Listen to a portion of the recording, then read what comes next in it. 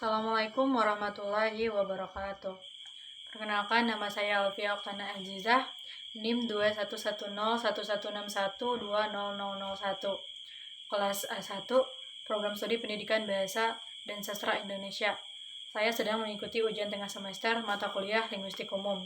Soal yang pertama yaitu bagaimana pendapat Anda tentang bahasa tulis, isyarat, sandi morse, dan bunyi yang ditiru burung beo. Silahkan Anda mengaitkannya dengan hakikat bahasa itu sendiri.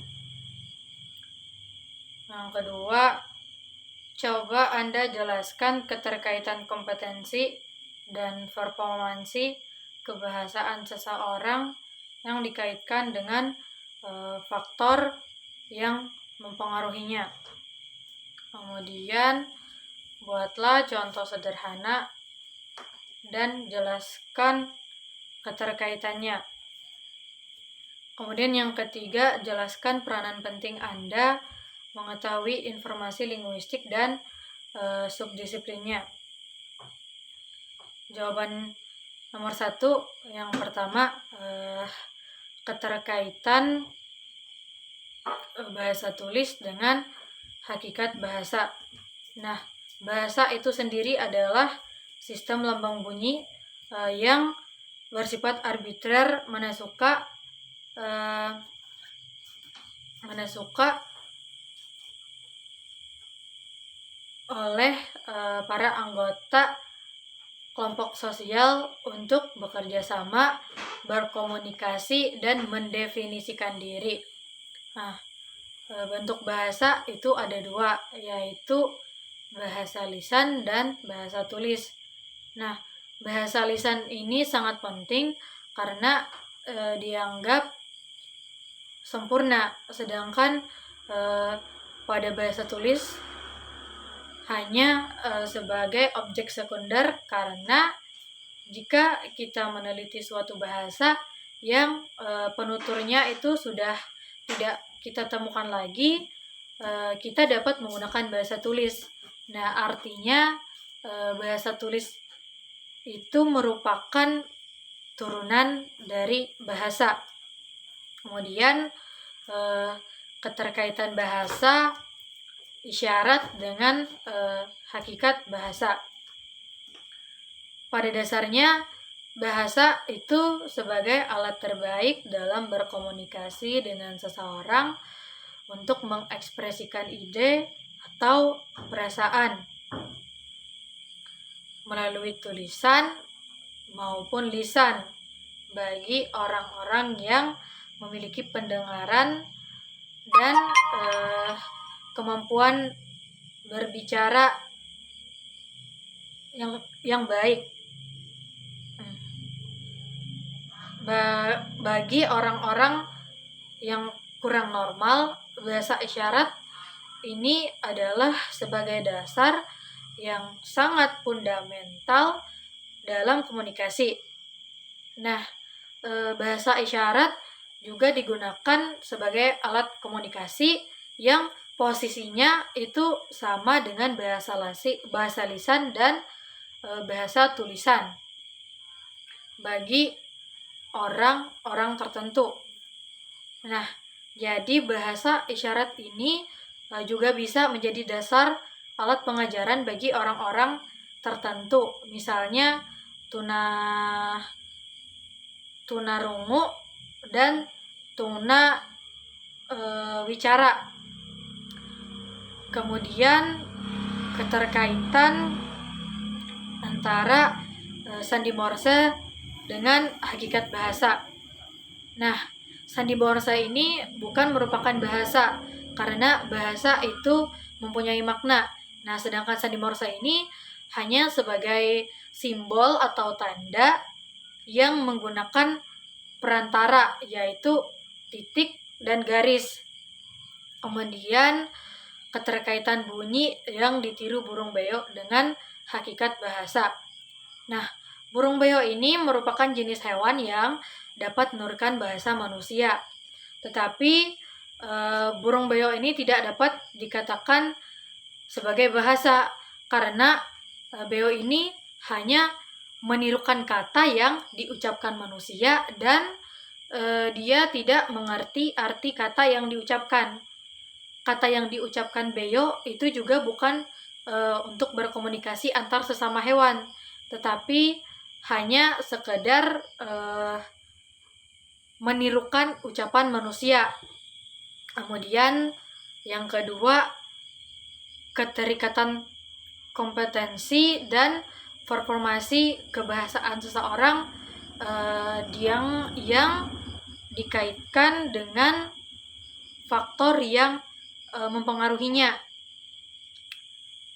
Nah, kompetensi ini sendiri adalah kemampuan seseorang dalam menggunakan bahasanya yang bukan sekedar kata, tapi tata bahasanya. Sedangkan performansi ini adalah tampilan atau aksi yang dikeluarkan dari kompetensi atau kemampuan seseorang Kemudian ada beberapa faktor yang mempengaruhi kompetensi bahasa. Yang pertama, psikologis. Contohnya seseorang yang gugup berbicara. Nah, pada saat itu sebenarnya di dalam otaknya itu sudah ada suatu kalimat yang panjang yang akan diucapkan. Tetapi setelah diucapkan, suatu kalimat yang panjang itu berubah menjadi suatu kalimat yang pendek. Karena alasan ya gugup tadi. Kemudian faktor kedua yang mempengaruhi yaitu faktor fisik. Contohnya seseorang yang memiliki lidah pendek, bibir sumbing, dan tidak memiliki gigi. Kemudian faktor yang ketiga yaitu lingkungan. Contohnya jika seseorang kemampuan kompetensinya itu buruk, maka performasinya itu bisa baik, bisa juga buruk. Kemudian jika seseorang kemampuan performansinya itu baik, maka kemampuan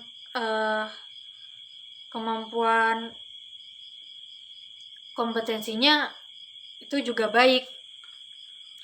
Kemudian yang ketiga, peranan penting mengetahui linguistik dan subdisiplinnya. Untuk saya yang sebagai peminat sastra ini tentu sangat penting untuk membantu saya dalam menyelesaikan dan melaksanakan tugas saya. Tidak mungkin kan saya dapat memahami suatu karya sastra dengan baik tanpa saya mengetahui hakikat dan struktur bahasa dengan baik. Kemudian sejarah dan aliran linguistik. Sejarah linguistik ini meliputi 3 periode. Yang pertama, periode awal. Periode awal ini terjadi pada masa India, pada masa Yunani, pada masa Romawi, masa pertengahan, dan masa Renaissance. Kemudian periode pembaharuan, yaitu terjadi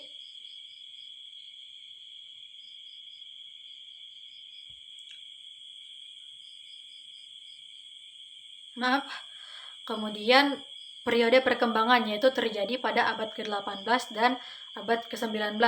Kemudian periode pembaharuan oleh yang pertama Ferdinand de Saussure, yang kedua